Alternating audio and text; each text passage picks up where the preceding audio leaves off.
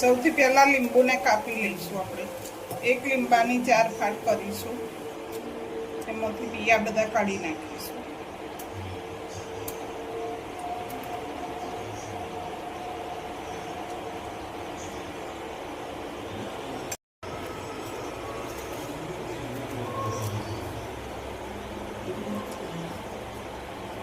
નાખીશું 2-3 ચમચી મીઠું નાખીશું અને 24 કલાક રવા દઈશું।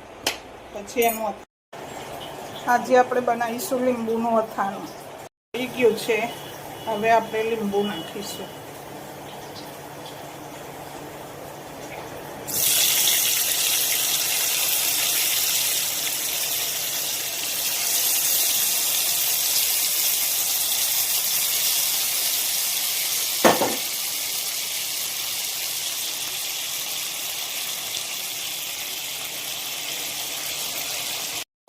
હવે લીંબુ ચડી ગયા છે, તો હવે આપણે ગોળ નાખીશું।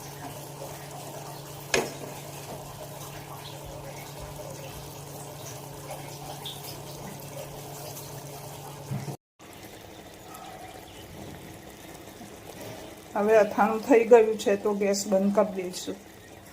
હવે ધાણા જીરું નાખીશું અને હલાવી દઈશું। પછી બીજા વાસણમાં કાઢી લઈશું।